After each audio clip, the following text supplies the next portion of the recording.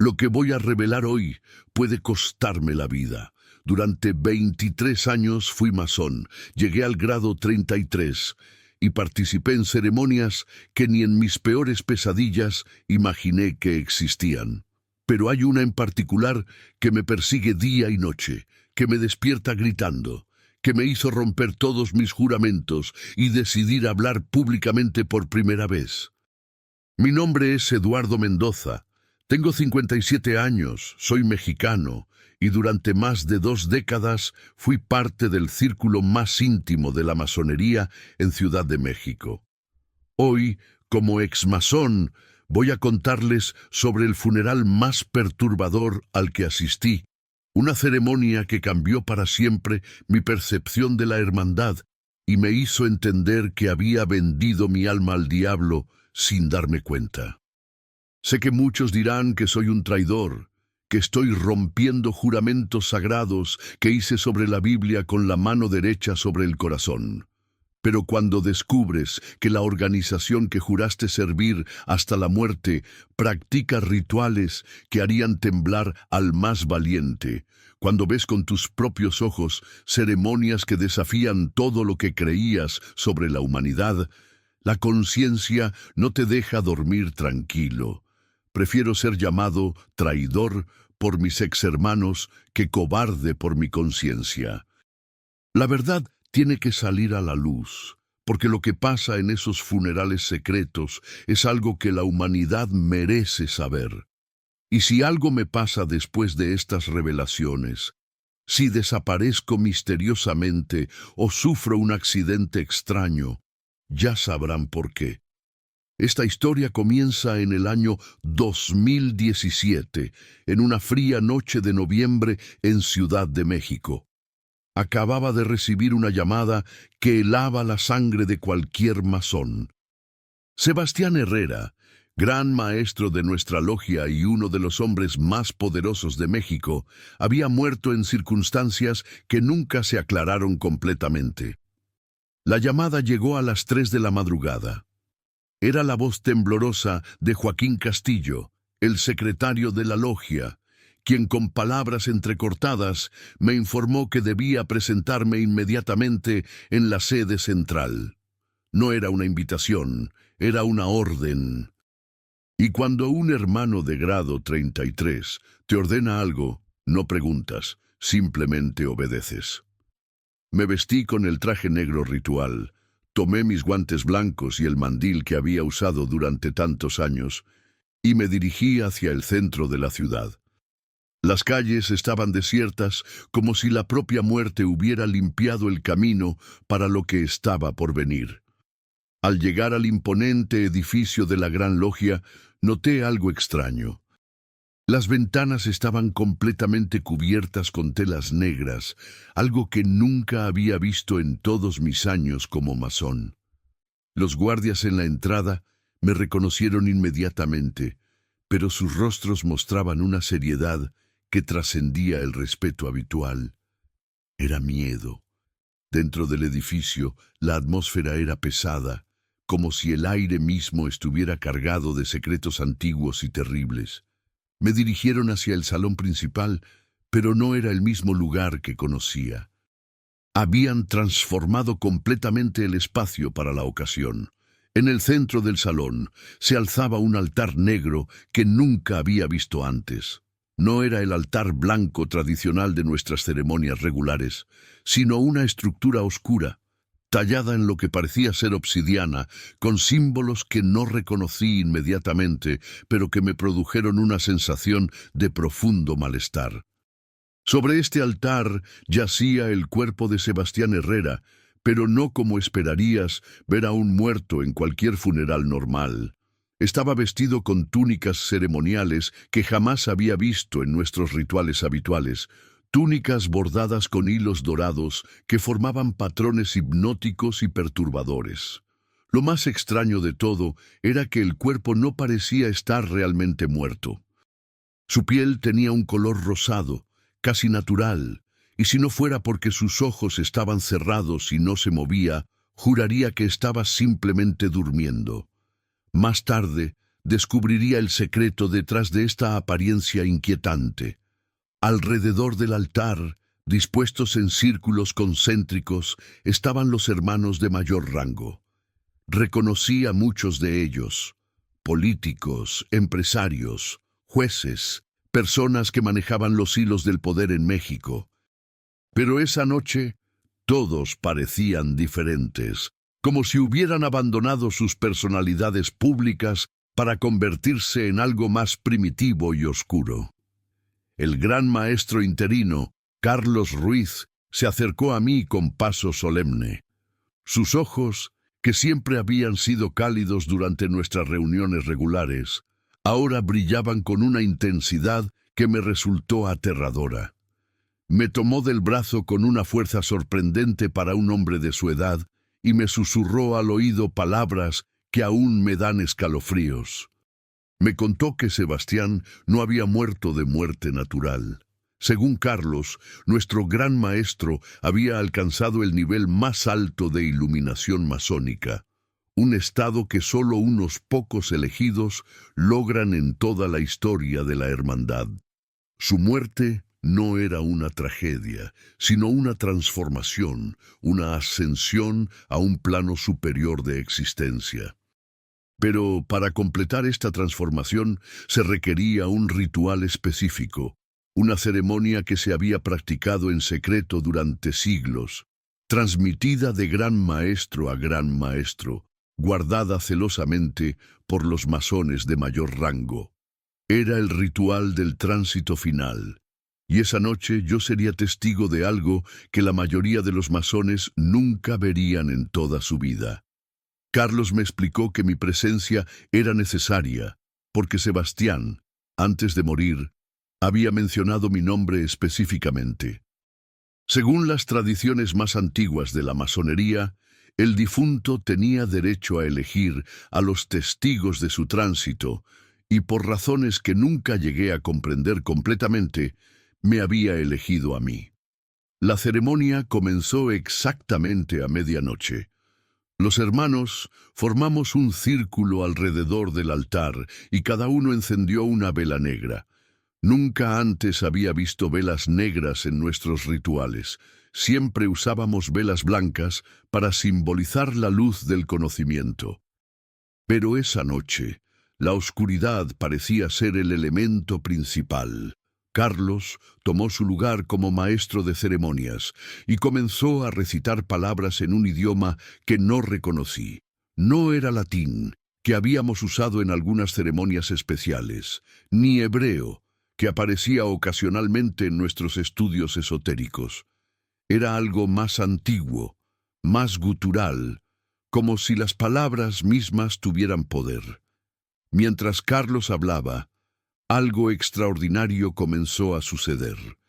La temperatura en el salón descendió notablemente y pude ver mi propio aliento condensándose en el aire. Pero lo más perturbador era que el cuerpo de Sebastián parecía estar reaccionando a las palabras. Su pecho se movía ligeramente, como si aún respirara.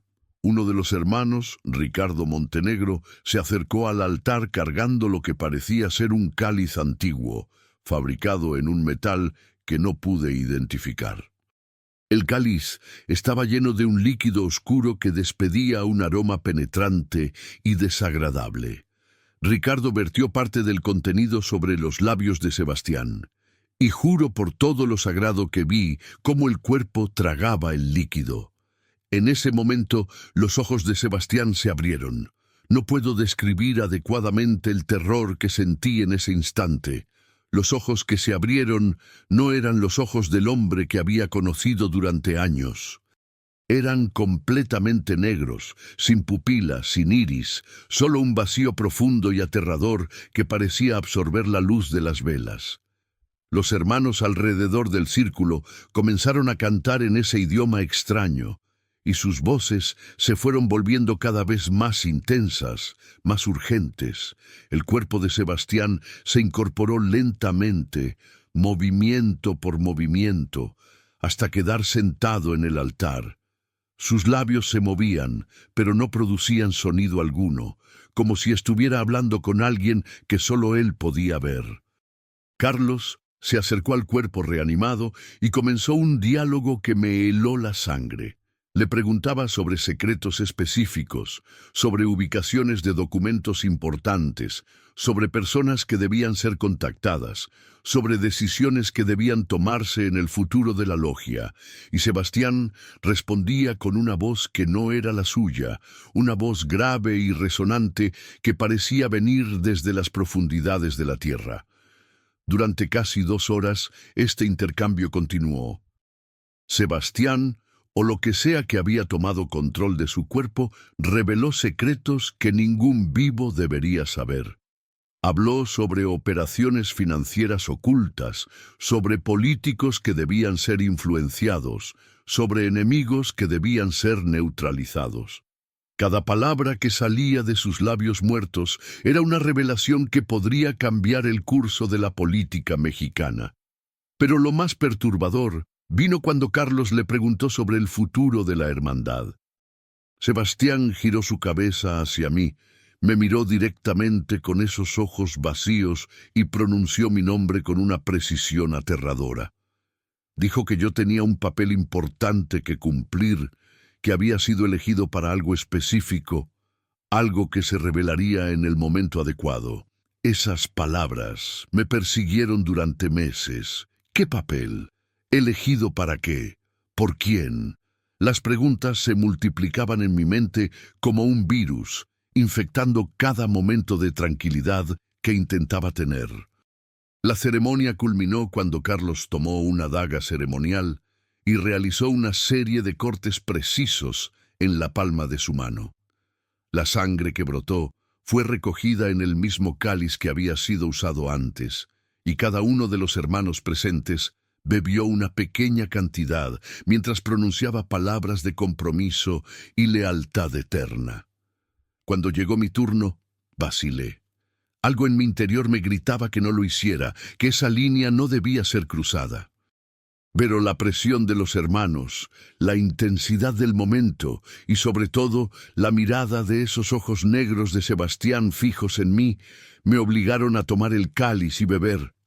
El líquido tenía un sabor metálico y amargo que me quemó la garganta, pero inmediatamente después de tragarlo experimenté una sensación de conexión profunda con todos los presentes, como si nuestras mentes se hubieran fusionado en una sola conciencia colectiva.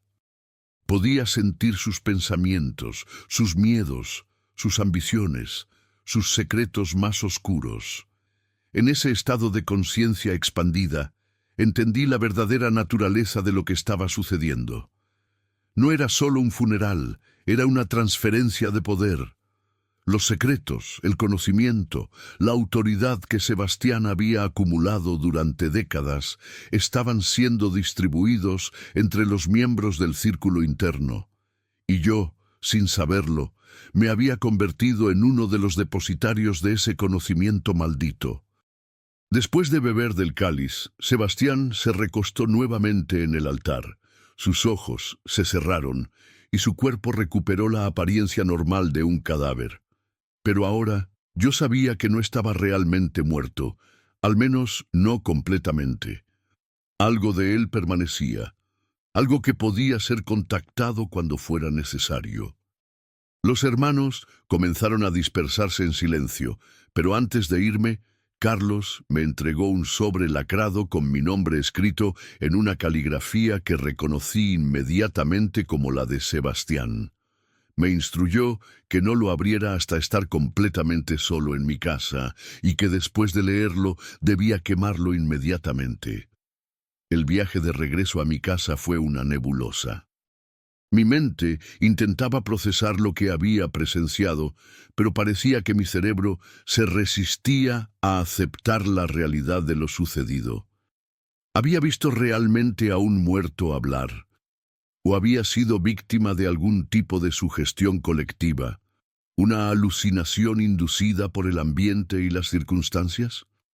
Una vez en casa, con las manos temblorosas, abrí el sobre. La carta contenía instrucciones específicas sobre mi nuevo papel dentro de la hermandad.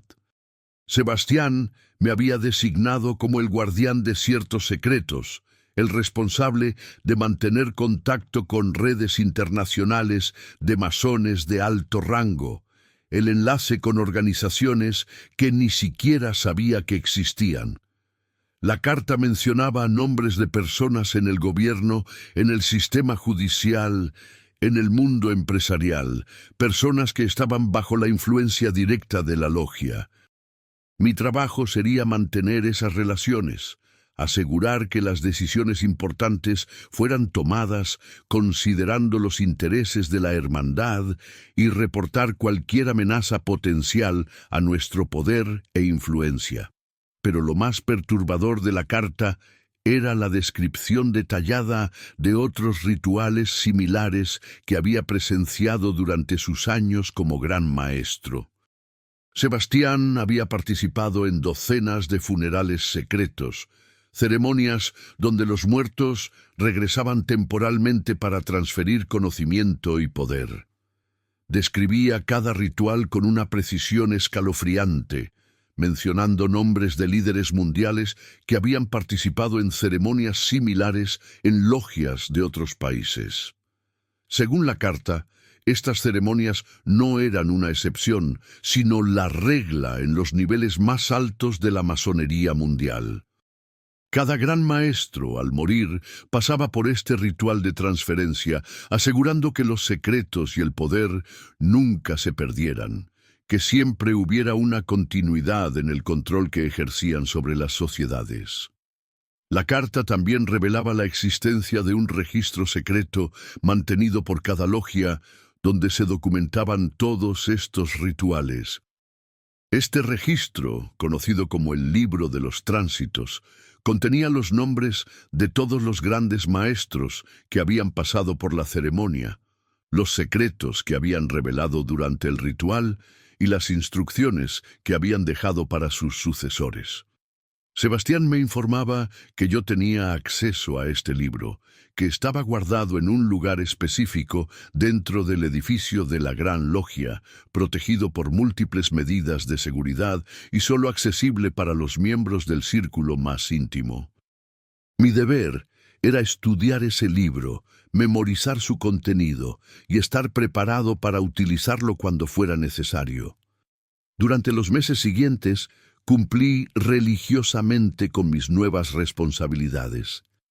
Estudié el Libro de los Tránsitos, aprendí sobre generaciones de grandes maestros que habían participado en estos rituales, descubrí secretos que se remontaban a siglos atrás.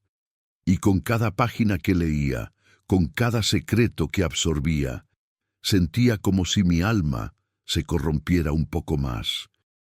El libro revelaba conexiones entre la masonería y eventos históricos que siempre habían sido oficialmente negados.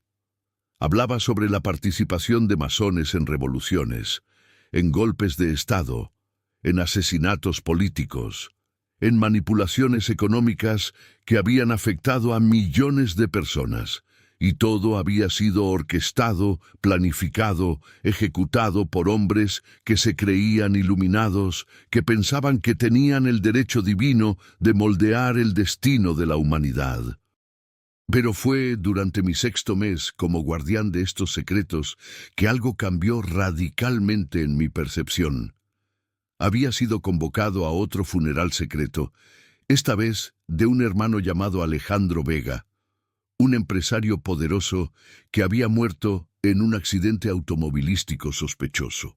Como ya había participado en uno de estos rituales, mi presencia era ahora considerada esencial. La ceremonia siguió el mismo patrón que había presenciado con Sebastián, pero esta vez yo sabía qué esperar. Sin embargo, lo que no esperaba era mi reacción emocional al ver nuevamente un cuerpo reanimado, escuchar a un muerto revelando secretos, participar en rituales que desafiaban todo concepto normal de muerte y vida. Durante la ceremonia, Alejandro reveló información que me hizo entender la verdadera escala del poder que manejaba la hermandad. Habló sobre redes de tráfico humano que operaban bajo la protección de masones en el gobierno, sobre niños desaparecidos que terminaban en ceremonias aún más oscuras que las que yo había presenciado, sobre sacrificios rituales que se realizaban en fechas específicas del calendario masónico. Esa noche, después de regresar a casa, no pude dormir. Las palabras de Alejandro resonaban en mi mente como campanas de advertencia. Me había involucrado en algo mucho más grande y más maligno de lo que jamás imaginé. Y lo peor de todo era que ya era demasiado tarde para salir limpio. Durante las siguientes semanas comencé a investigar discretamente las afirmaciones que había escuchado durante los rituales. Utilizando mi posición dentro de la logia, tuve acceso a documentos y conversaciones que confirmaron mis peores temores. La masonería, al menos en sus niveles más altos, no era la organización benéfica y filosófica que pretendía ser públicamente. Era una red de poder corrupto que se extendía por todo el mundo, una organización que había infiltrado gobiernos, sistemas judiciales, fuerzas armadas, medios de comunicación, sistemas educativos. Y todo esto se mantenía unido por rituales como los que había presenciado, ceremonias que unían a los participantes a través del miedo, la culpa y el conocimiento compartido de secretos terribles. Mi despertar moral llegó cuando descubrí que mi propio hijo, Daniel Mendoza, había sido identificado como un candidato potencial para iniciación en los niveles más oscuros de la hermandad. Su nombre apareció en una lista que encontré entre los documentos secretos, una lista de jóvenes que habían sido observados y evaluados para participar en ceremonias que harían que los rituales funerales parecieran suaves en comparación. Esa fue la gota que derramó el vaso. Podía vivir con mi propia corrupción, con mi participación en rituales blasfemos, con mi conocimiento de secretos terribles, pero no podía permitir que mi hijo fuera arrastrado a ese mundo de tinieblas. Esa misma noche tomé una decisión que cambiaría mi vida para siempre. Comencé a documentar todo lo que sabía, a fotografiar documentos secretos, a grabar conversaciones cuando era posible. Mi plan era reunir suficiente evidencia para exponer públicamente las actividades de la logia, sin importar las consecuencias personales que esto pudiera tener. El proceso de recopilación de evidencias fue más peligroso de lo que anticipé. Los masones de alto rango son extremadamente paranoides sobre la seguridad, y cualquier comportamiento inusual es inmediatamente notado y investigado. Tuve que ser extraordinariamente cuidadoso para no levantar sospechas mientras documentaba sus crímenes. Durante 3 meses logré reunir una cantidad substancial de evidencia. Fotografías de documentos comprometedores, grabaciones de conversaciones incriminatorias, copias de listas con nombres de políticos y jueces bajo influencia masónica, detalles específicos sobre los rituales funerarios y, lo más importante, una copia parcial del libro de los tránsitos. Pero mi actividad no pasó completamente desapercibida. Una noche, después de una reunión regular de la logia, Carlos Ruiz me pidió que me quedara para una conversación privada. Sus maneras, que siempre habían sido cordiales conmigo, ahora eran frías y calculadoras. Me confrontó directamente sobre comportamientos que habían sido observados. Mencionó que algunos hermanos habían notado mi interés excesivo en documentos que no estaban directamente relacionados con mis responsabilidades asignadas. Habló sobre la importancia de la confianza mutua entre hermanos y las terribles consecuencias que habían sufrido masones que habían traicionado esa confianza en el pasado. No era una conversación, era una advertencia clara y directa. Carlos me estaba dando la oportunidad de detener cualquier actividad sospechosa antes de que se tomaran medidas más drásticas. y por la manera en que describió el destino de otros hermanos desleales, entendí perfectamente qué tipo de medidas estaba insinuando. Esa noche regresé a casa aterrorizado, pero también más determinado que nunca. Sabía que mi tiempo se estaba agotando, que pronto descubrirían la extensión de mi traición, y que cuando eso sucediera, mi vida estaría en peligro inmediato. Tenía que acelerar mi plan de escape y revelación. Mi estrategia fue contactar discretamente con periodistas independientes que habían mostrado interés en investigar organizaciones secretas. No podía confiar en los medios principales porque sabía que muchos de ellos tenían masones en posiciones de influencia. Necesitaba encontrar personas que estuvieran genuinamente comprometidas con la verdad, sin importar las consecuencias. El proceso de encontrar aliados confiables fue más difícil de lo esperado. Muchos periodistas, cuando se enteraban de la naturaleza de la información que tenía, se retractaban inmediatamente. Algunos admitieron abiertamente que tenían miedo de las repercusiones de publicar ese tipo de revelaciones. Otros simplemente dejaron de responder mis llamadas después de nuestras conversaciones iniciales. Finalmente, logré establecer contacto con 3 periodistas que mostraron genuino interés y coraje para investigar mis afirmaciones. Fueron extremadamente cuidadosos en verificar mi identidad y la autenticidad de la evidencia que les proporcioné. Pasaron semanas examinando documentos, verificando nombres y fechas, confirmando detalles que pudieran ser verificados independientemente. Mientras tanto, la presión dentro de la logia se intensificaba. Fui convocado a reuniones más frecuentes. Se me asignaron tareas que parecían diseñadas específicamente para probar mi lealtad, y noté que era observado constantemente por otros miembros. La paranoia se había vuelto palpable, y yo sabía que era el centro de sus sospechas. La situación llegó a un punto crítico cuando fui informado que sería requerida mi participación en otro ritual funerario, esta vez para un hermano que había muerto en circunstancias aún más sospechosas que los anteriores. Sin embargo, esta vez había elementos adicionales en la invitación que me alarmaron profundamente. Se me instruyó que trajera ciertos objetos personales, incluyendo fotografías de mi familia, específicamente de mi hijo Daniel. Según las instrucciones, estos objetos serían utilizados en una ceremonia especial de renovación de juramentos que acompañaría al funeral. Pero yo sabía suficiente sobre rituales masónicos para entender que esto no era una ceremonia de renovación estándar. Era una trampa, una manera de comprometerme aún más profundamente con la organización, o peor aún, una forma de obtener elementos que podrían ser utilizados contra mi familia si decidía continuar con mi traición. Los objetos personales en rituales masónicos oscuros no son utilizados para bendiciones, sino para maldiciones y amenazas. Esa fue la confirmación final que necesitaba. No podía seguir posponiendo mi escape. Esa misma noche, contacté a los periodistas y les informé que era el momento de publicar todo lo que teníamos, sin importar si la investigación estaba completamente terminada o no. Mi seguridad y la de mi familia dependían de hacer públicas estas revelaciones antes de que la logia pudiera tomar medidas definitivas contra mí.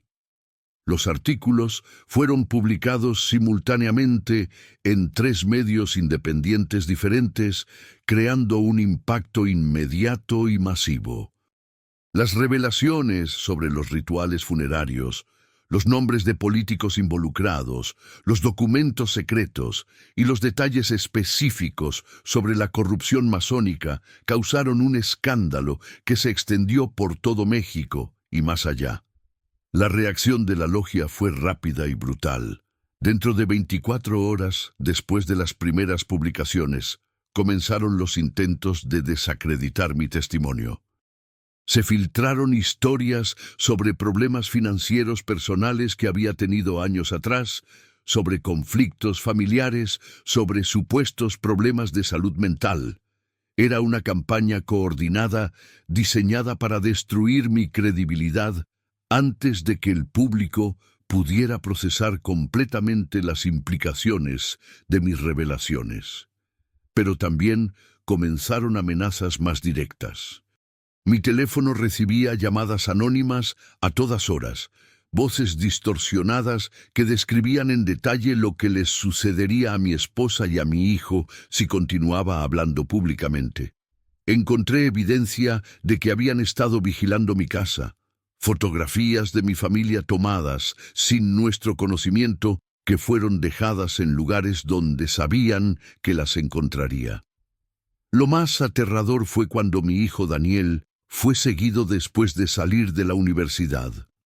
Hombres desconocidos lo abordaron en la calle, le entregaron un sobre con fotografías nuestras y le dijeron que le diera a su padre un mensaje específico, que algunos secretos eran demasiado peligrosos para ser revelados y que las consecuencias de continuar por este camino serían permanentes e irreversibles.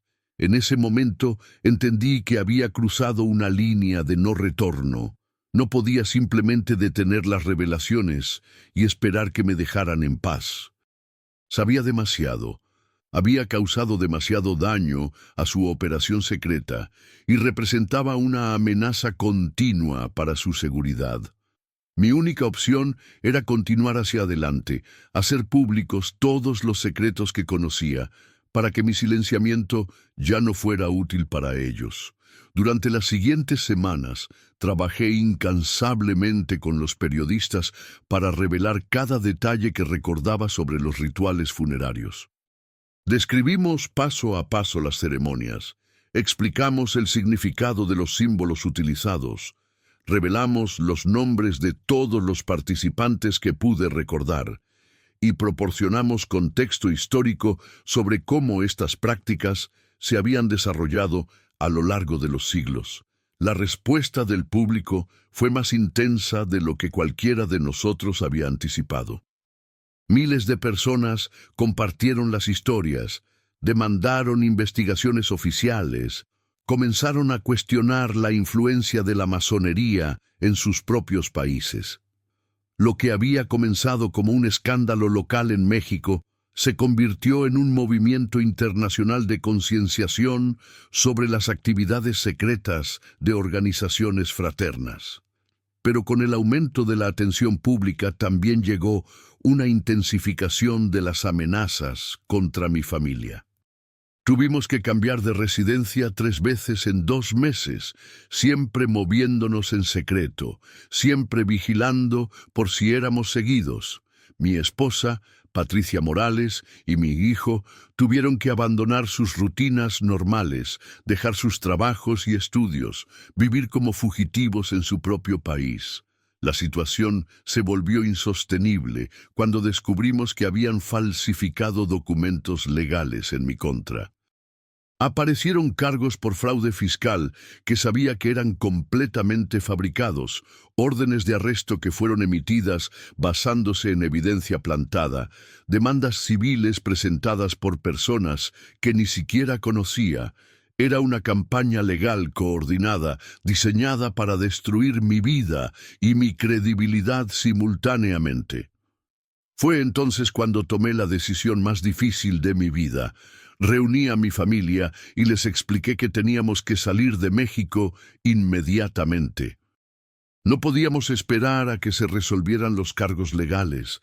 No podíamos confiar en que el sistema judicial nos protegería, porque yo sabía exactamente cuántos jueces y fiscales estaban bajo la influencia de la logia masónica. La noche antes de nuestra partida, recibí una llamada que nunca olvidaré. Era la voz de Carlos Ruiz, el gran maestro interino que había dirigido los rituales funerarios que había presenciado. Su tono era calmado, casi paternal, pero sus palabras llevaban una amenaza clara e inequívoca. Me dijo que había tenido una buena carrera como masón, que había sido respetado y valorado por mis hermanos, pero que mis acciones recientes habían hecho imposible que continuara esa relación. Me ofreció una última oportunidad para rectificar la situación. Podía retirar públicamente todas mis acusaciones, admitir que había exagerado o malinterpretado lo que había visto, y a cambio, los problemas legales desaparecerían y mi familia podría regresar a su vida normal. Mi respuesta fue inequívoca. Le dije que prefería morir antes que retirar una sola palabra de lo que había revelado, porque cada palabra era verdadera, y que la gente tenía derecho a saber qué tipo de organización estaba operando en las sombras de su sociedad. Le aseguré que tenía copias de toda la evidencia en lugares seguros, y que si algo nos pasaba a mí o a mi familia, esa información sería liberada automáticamente. Su respuesta final fue escalofriante en su simplicidad. Me dijo que había tomado mi decisión y que ahora tendría que vivir con las consecuencias. La llamada terminó abruptamente, y yo sabía que habíamos entrado oficialmente en territorio de guerra. Esa misma noche salimos secretamente de México. Habíamos preparado documentos de emergencia, rutas de escape alternativas y contactos en otros países que nos ayudarían a establecernos temporalmente. Fue la noche más larga de nuestras vidas, viajando en transporte público, cambiando constantemente de dirección, siempre temerosos de que nos hubieran descubierto antes de poder cruzar la frontera. Los primeros meses en el exilio fueron brutalmente difíciles. Vivíamos con identidades temporales, en apartamentos pequeños y anónimos, sin poder contactar a nuestros amigos o familiares que habían quedado atrás. Mi esposa perdió su trabajo, mi hijo tuvo que interrumpir sus estudios universitarios y yo me vi obligado a trabajar en empleos que pagaban lo mínimo para sobrevivir. Pero incluso en el exilio, continué trabajando con periodistas internacionales para exponer más detalles sobre las actividades masónicas, pero incluso en el exilio, continué trabajando con periodistas internacionales para exponer más detalles sobre las actividades masónicas que había presenciado. No podía simplemente quedarme callado después de haber llegado tan lejos. Cada día que pasaba, sin revelar todo lo que sabía, era un día más en que otros inocentes podrían estar siendo reclutados para participar en rituales que destruirían sus almas. Durante mi investigación en el exilio, descubrí algo que me heló la sangre y que cambió completamente mi comprensión de lo que realmente había presenciado en esos funerales secretos. A través de contactos con exmasones de otros países, logré obtener documentos que revelaban que los rituales de reanimación que había visto no eran únicos de México. Existía una red internacional de logias que practicaban ceremonias similares, todas conectadas por tradiciones que se remontaban a siglos atrás.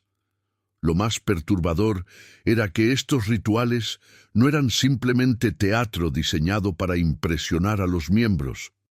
Los documentos históricos que logré examinar sugerían que había una creencia genuina entre los masones de alto rango de que estaban contactando con entidades espirituales reales, que los muertos realmente regresaban durante estas ceremonias para transferir conocimiento y poder. Y si esto era verdad, entonces yo había sido testigo de algo mucho más siniestro de lo que jamás imaginé. Pero fue cuando logré contactar con un exmasón de grado 33 de Italia, llamado Marco Benedetti, que la verdadera magnitud de esta conspiración se hizo evidente. Marco había participado en rituales similares durante más de 20 años antes de decidir abandonar la organización, y sus revelaciones confirmaron mis peores temores sobre lo que realmente significaban estos funerales secretos. Según Marco, los rituales de reanimación eran solo la punta del iceberg. Existían ceremonias aún más oscuras que se realizaban en fechas específicas del calendario oculto.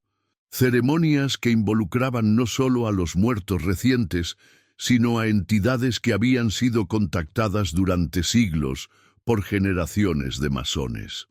Estas entidades, según las creencias masónicas más secretas, eran las verdaderas fuentes de poder detrás de la organización, las que proporcionaban el conocimiento necesario para mantener control sobre las sociedades humanas. Marco me contó sobre un ritual particular al que había sido invitado en Roma en el año 2015, una ceremonia que se realizaba solo una vez cada 7 años y que reunía a los masones de más alto rango de toda Europa. Durante este ritual, presenciar algo que describió como la reunión del Consejo de los Antiguos Maestros, donde supuestamente se contactaba simultáneamente con los espíritus de grandes maestros que habían muerto décadas o incluso siglos atrás.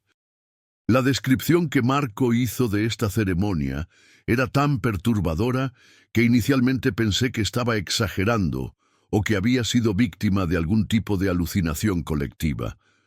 Pero cuando comparé sus relatos con los documentos históricos que había logrado obtener, encontré correspondencias demasiado específicas como para ser coincidencia.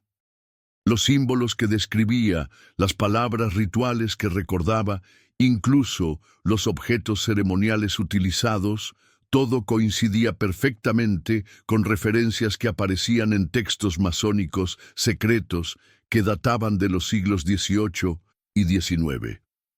Durante nuestras conversaciones, Marco reveló algo que me hizo reconsiderar completamente mi propia experiencia. Me preguntó si durante los rituales funerarios que había presenciado, había notado algún cambio físico en mi propio cuerpo después de beber del cáliz ceremonial.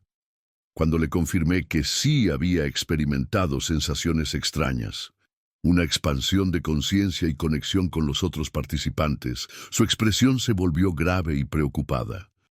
Me explicó que según las tradiciones masónicas más secretas, el líquido utilizado en estos rituales no era simplemente sangre mezclada con otros ingredientes. Contenía elementos que habían sido consagrados a través de ceremonias específicas, elementos que supuestamente creaban una conexión permanente entre el participante y las entidades espirituales contactadas durante el ritual. En términos simples, al beber del cáliz, yo había establecido un vínculo que, según las creencias masónicas, nunca podría ser completamente roto. Esta revelación me aterrorizó más que cualquier amenaza física que hubiera recibido de mis exhermanos masones. Si Marco tenía razón, entonces mi participación en esos rituales había tenido consecuencias que iban mucho más allá de simplemente conocer secretos peligrosos. Había alterado algo fundamental en mi ser. Había abierto una puerta que quizás nunca podría cerrarse completamente. Comencé a experimentar fenómenos que inicialmente atribuí al estrés del exilio y las amenazas constantes que enfrentaba mi familia. Pesadillas extremadamente vívidas, donde veía rostros de los masones muertos que habían sido reanimados durante los rituales. Momentos de confusión donde perdía brevemente la noción del tiempo y el lugar. Sensaciones de ser observado cuando estaba completamente solo. Voces susurrantes que parecían llamar mi nombre durante las horas más oscuras de la noche. Mi esposa Patricia comenzó a notar estos cambios y expresó su preocupación de que el trauma de nuestras experiencias estuviera afectando mi salud mental. Pero yo sabía que lo que estaba experimentando no era simplemente estrés postraumático, era algo más profundo, más fundamentalmente perturbador. Era como si algo que había estado dormido en mi interior hubiera sido despertado durante esos rituales y ahora luchaba por manifestarse completamente. Fue durante una de estas noches de insomnio atormentado que recibí una llamada que cambiaría una vez más el curso de mi vida. Era un número desconocido, pero cuando contesté, reconocí inmediatamente la voz al otro lado de la línea. Era Sebastián Herrera, el gran maestro cuyo funeral secreto había presenciado años atrás. Su voz era exactamente como la recordaba, clara y autoritaria, sin ninguna indicación de que estuviera supuestamente muerto. Durante los primeros segundos de la llamada, pensé que me había vuelto completamente loco, que finalmente había cruzado la línea hacia la locura total. Pero Sebastián comenzó a mencionar detalles específicos sobre mi situación actual, información que nadie más podría saber. Sabía exactamente dónde estaba viviendo. Conocía los nombres falsos que estábamos usando. Estaba al tanto de las conversaciones que había tenido con Marco y otros exmasones internacionales. Me explicó que mi traición a la hermandad había tenido consecuencias que yo no podía comprender completamente. Al revelar los secretos de los rituales funerarios, había violado pactos que trascendían las leyes humanas normales. Había roto juramentos que habían sido sellados no solo con sangre, sino con fuerzas que la mayoría de las personas ni siquiera sabían que existían. Pero lo más aterrador de la conversación fue cuando Sebastián me informó que mi hijo Daniel había comenzado a mostrar signos de lo que él llamó el despertar hereditario. Según las tradiciones masónicas más antiguas, los vínculos espirituales establecidos durante los rituales no afectaban solo al participante directo, sino que se transmitían a través de líneas familiares. Mi participación en las ceremonias había marcado no solo mi propia alma, sino también la de mi hijo. Sebastián me describió síntomas específicos que Daniel habría comenzado a experimentar. Sueños vívidos con símbolos masónicos, momentos de conocimiento intuitivo sobre eventos que no había presenciado. Una atracción inexplicable hacia lugares y objetos que tenían significado oculto. Cuando mencionó estos síntomas, mi sangre se heló, porque Daniel había comenzado a reportar exactamente este tipo de experiencias durante las últimas semanas. La llamada continuó con Sebastián explicando que había una manera de rectificar la situación, de romper los vínculos espirituales que se habían establecido y proteger a mi familia de las consecuencias de mis acciones. Pero esto requeriría mi participación en una ceremonia específica, un ritual de desvinculación que solo podía ser realizado en presencia de los mismos masones de alto rango que habían participado en los funerales originales. En otras palabras, tendría que regresar voluntariamente a México, entregarme a la organización que había traicionado y participar en un ritual que muy probablemente resultaría en mi muerte. Era una propuesta imposible, pero Sebastián me aseguró que si no accedía, las consecuencias para Daniel serían mucho peores que cualquier cosa que pudiera pasarme a mí. La llamada terminó con Sebastián dándome una fecha límite. Tenía exactamente 30 días para tomar mi decisión. Si no regresaba voluntariamente para participar en la ceremonia de desvinculación, comenzarían a implementar lo que él llamó medidas correctivas hereditarias. No especificó exactamente qué significaba esto, pero la implicación era clara. Mi hijo sufriría las consecuencias de mis acciones de maneras que yo no podía ni imaginar. Después de colgar el teléfono, me quedé sentado en la oscuridad durante horas, tratando de procesar lo que acababa de escuchar. ¿Había realmente hablado con un hombre muerto? ¿O había sido víctima de una elaborada farsa diseñada para manipularme psicológicamente? ¿Era posible que los masones hubieran desarrollado tecnología para falsificar voces? ¿O que Sebastián nunca hubiera muerto realmente y todo el funeral funerario hubiera sido teatro? Pero independientemente de si la llamada había sido real o fabricada, las amenazas contra mi hijo eran demasiado específicas y demasiado aterradoras para ignorarlas. Si existía siquiera una pequeña posibilidad de que las creencias masónicas sobre vínculos espirituales hereditarios fueran reales, entonces no podía arriesgar la seguridad de Daniel simplemente porque las implicaciones eran demasiado extrañas para mi mente racional. Durante los días siguientes, observé a mi hijo cuidadosamente, buscando cualquier signo de los síntomas que Sebastián había descrito. Y para mi horror, comencé a notar cambios sutiles pero inquietantes en su comportamiento. Daniel, que siempre había sido un joven alegre y sociable, se volvió introvertido y pensativo. Comenzó a hacer preguntas extrañas sobre historia antigua, sobre simbolismo religioso, sobre organizaciones secretas que nunca había mencionado antes.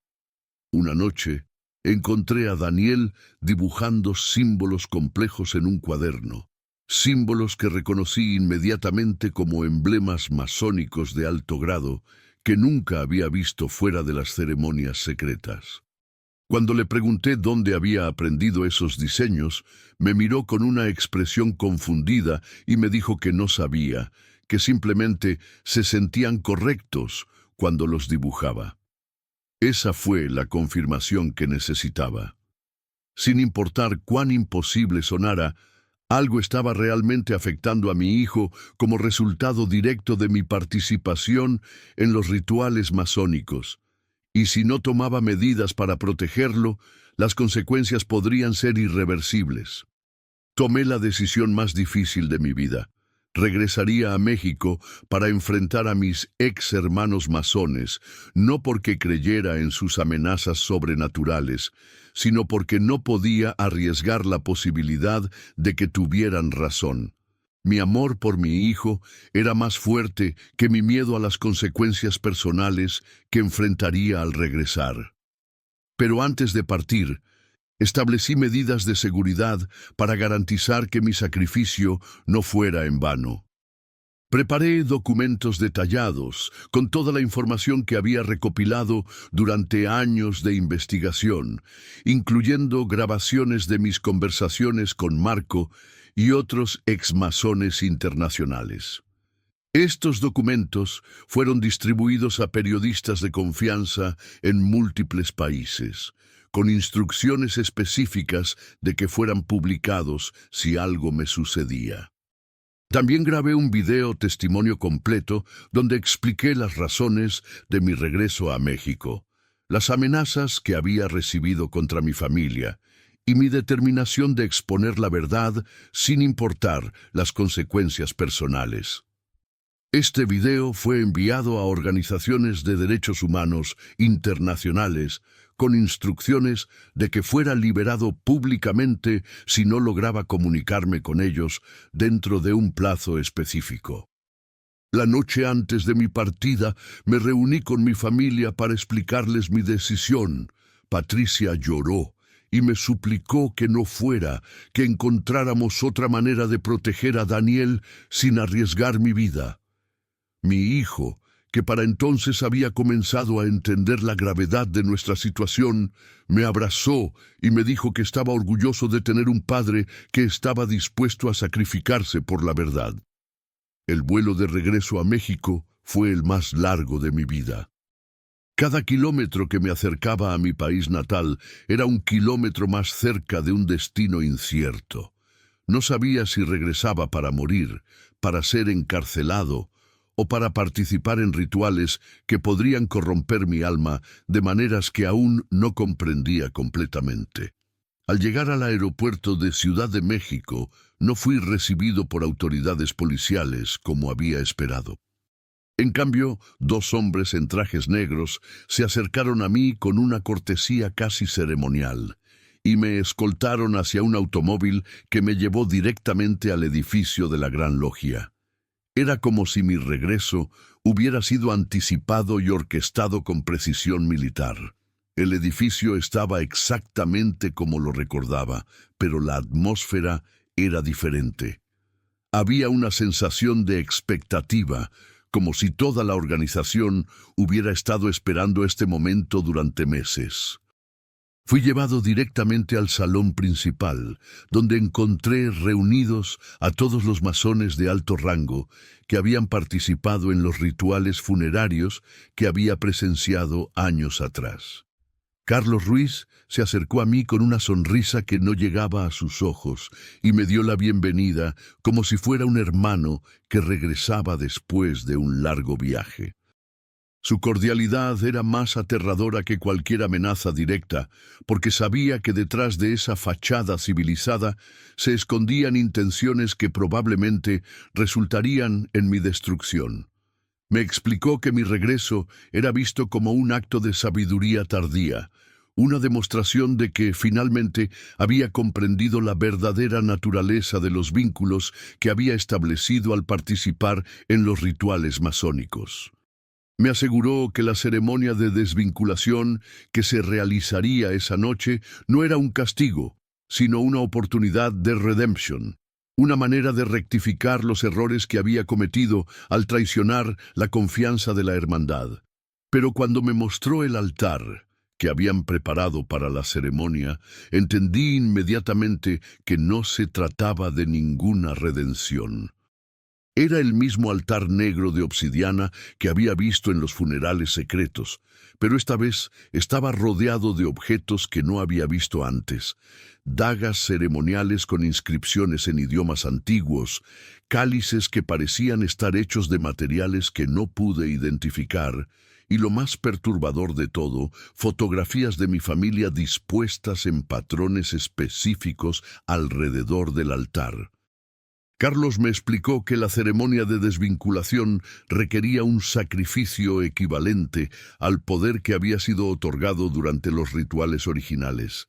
En términos que me helaron la sangre, me informó que mi vida sería el precio necesario para romper los vínculos espirituales que amenazaban a mi hijo. Pero me aseguró que mi muerte no sería simplemente un asesinato, sino una transformación, un ascenso a un nivel superior de existencia, donde podría proteger a mi familia desde el plano espiritual.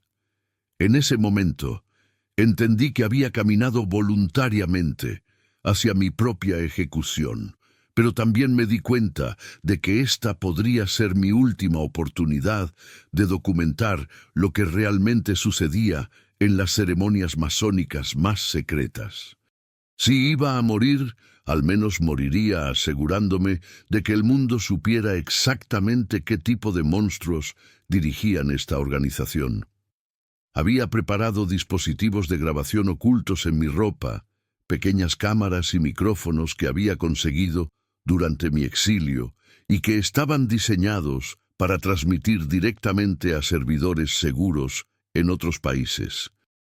Sin importar lo que me sucediera durante la ceremonia, cada palabra pronunciada y cada acción realizada sería documentada y preservada para la posteridad.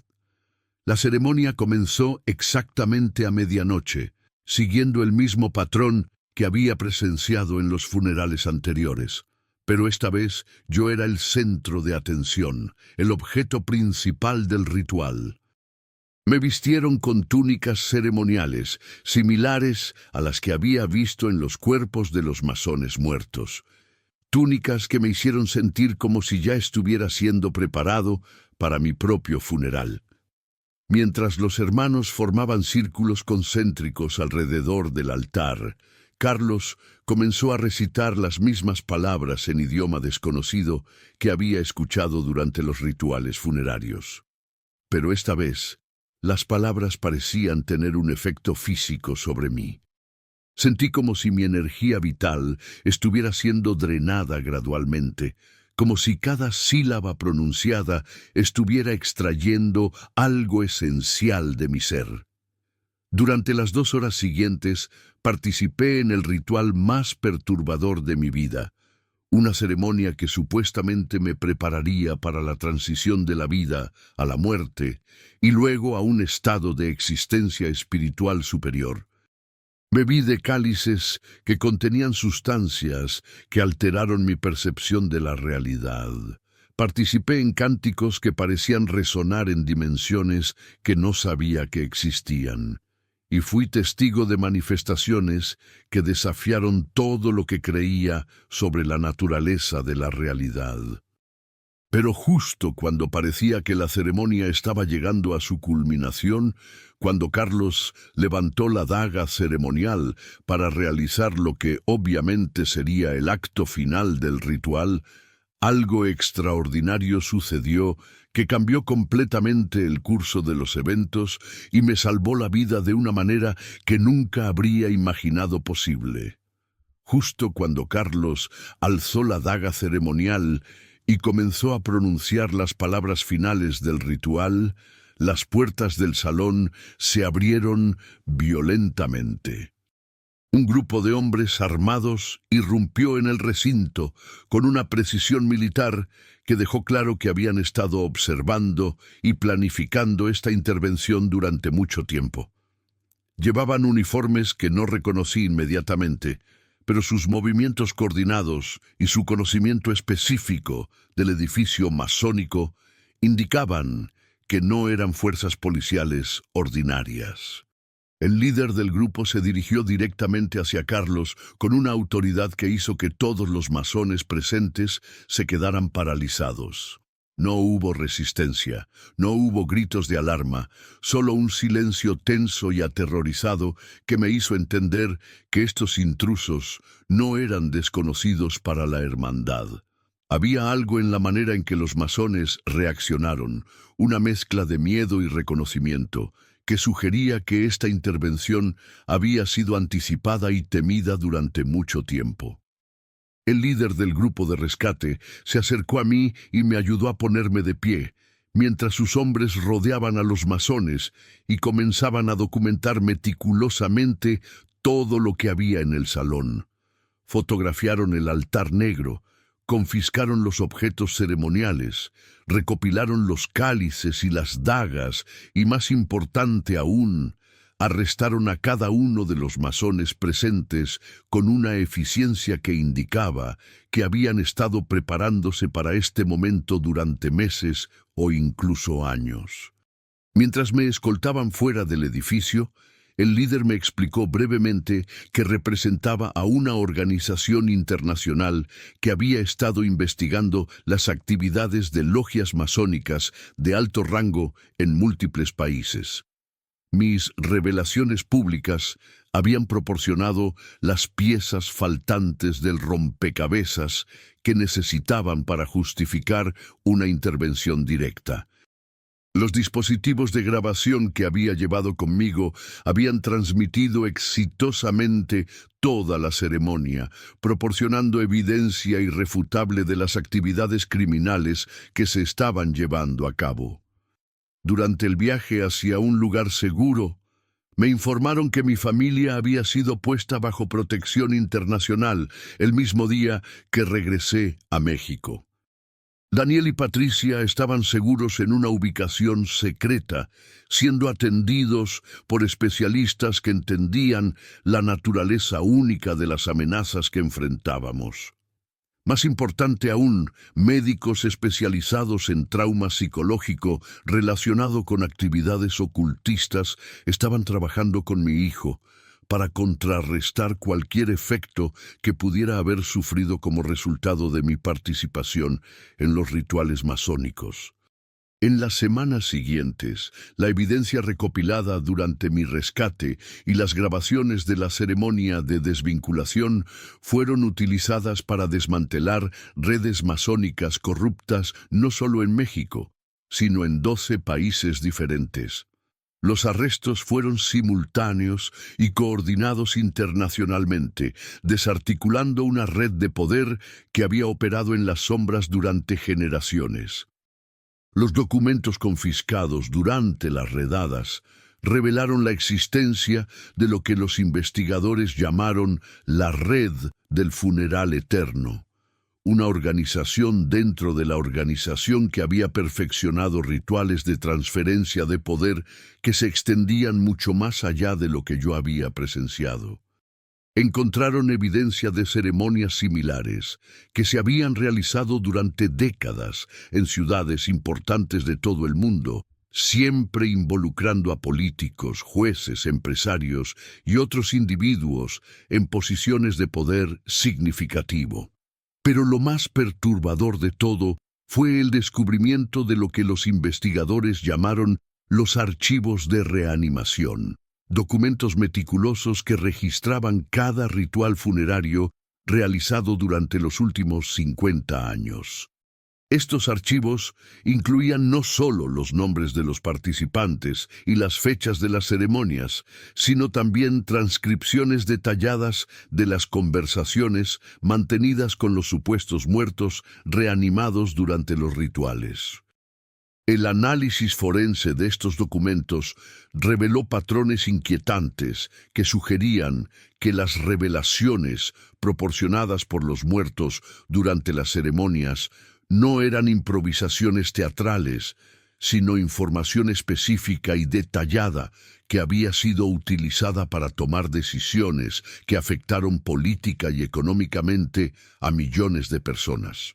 Si los rituales eran teatro, era un teatro basado en inteligencia real y extraordinariamente precisa.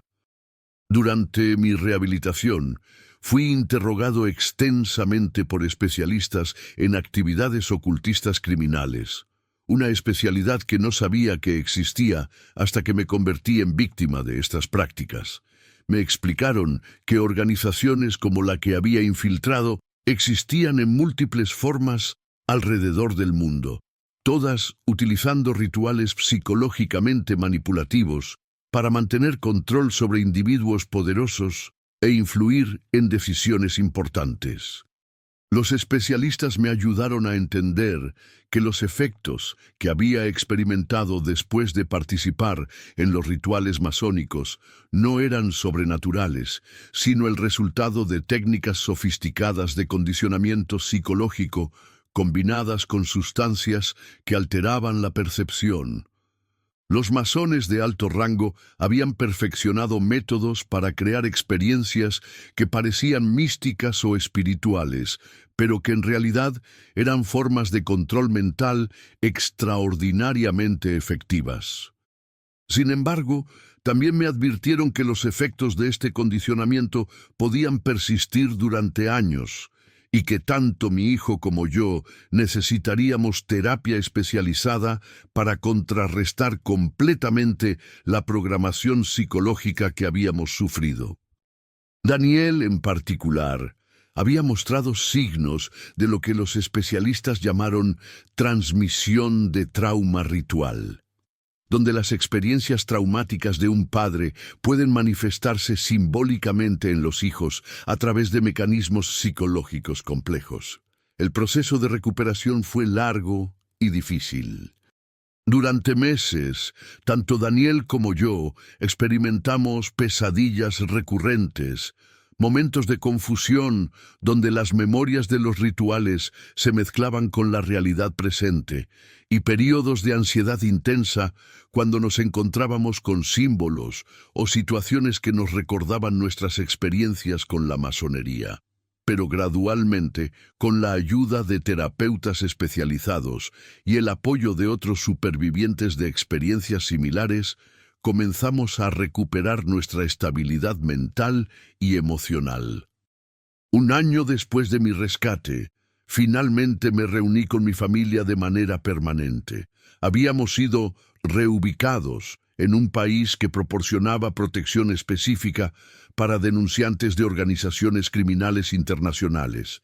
Y aunque nunca podríamos regresar completamente a nuestras vidas anteriores, al menos podíamos comenzar a construir un futuro libre de las amenazas constantes que habían dominado nuestras vidas durante tanto tiempo.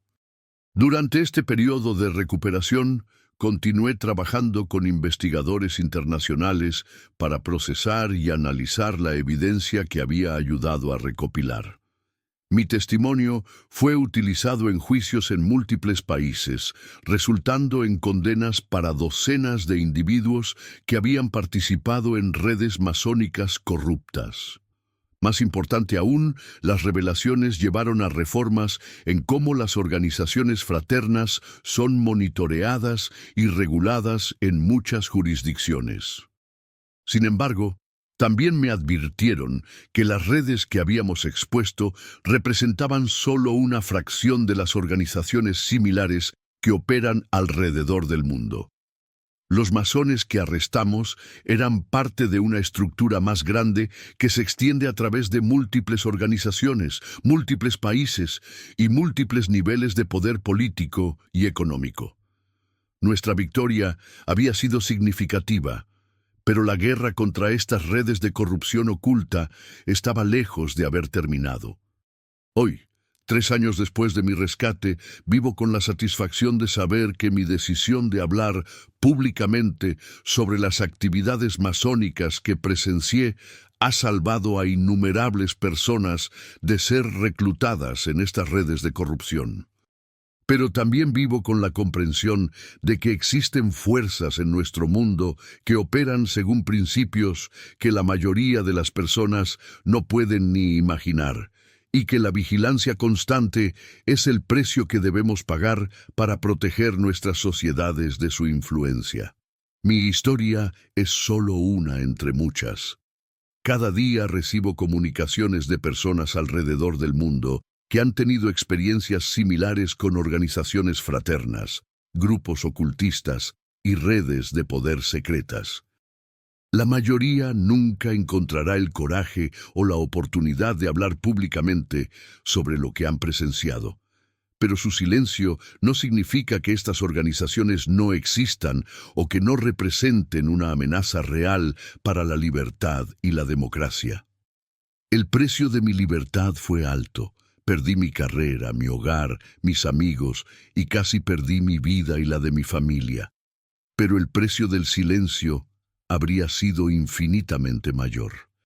Cada persona que evita ser reclutada por estas organizaciones debido a las revelaciones que he hecho, cada decisión corrupta que no se toma porque los perpetradores saben que están siendo observados, cada ritual siniestro que no se realiza porque la luz de la verdad ha sido dirigida hacia las sombras donde operan, justifica completamente los sacrificios que mi familia y yo hemos hecho. Si mi historia les ha enseñado algo, espero que sea esto. Las organizaciones secretas que prometen poder, conocimiento y protección a cambio de lealtad absoluta nunca cumplen sus promesas de la manera que esperan sus víctimas. El poder que ofrecen viene con un precio que compromete el alma. El conocimiento que proporcionan está diseñado para manipular en lugar de iluminar, y la protección que brindan es una ilusión que puede desaparecer en cualquier momento si sus intereses así lo requieren. La verdad puede ser peligrosa, pero es infinitamente menos peligrosa que vivir una mentira. Y aunque mi historia específica involucra a la masonería, el principio se aplica a cualquier organización que opere en secreto, que exija juramentos de silencio, que prometa recompensas extraordinarias a cambio de obediencia ciega. Sean masones, sean cultos religiosos, sean redes políticas secretas, sean corporaciones que operan según principios ocultos, todas estas organizaciones dependen del silencio y la complicidad de sus miembros para mantener su poder. Mi esperanza es que mi testimonio inspire a otros que han tenido experiencias similares a encontrar el coraje necesario para hablar y que alerte a aquellos que podrían ser vulnerables al reclutamiento de estas organizaciones sobre los verdaderos peligros que enfrentan. El mundo necesita más luz, más transparencia, más verdad. Y cada persona que decide hablar en lugar de permanecer en silencio contribuye a crear un mundo donde las sombras tienen menos poder para ocultar la corrupción y la manipulación. Esta es mi historia, mi testimonio, mi advertencia para el mundo. La he contado completamente, sin omitir los detalles más perturbadores, porque creo que las personas merecen saber la verdad sobre las fuerzas que operan en secreto en nuestras sociedades. Que cada quien tome sus propias decisiones sobre qué hacer con esta información, pero que nadie pueda decir que no fue advertido sobre los peligros que acechan en las sombras del poder.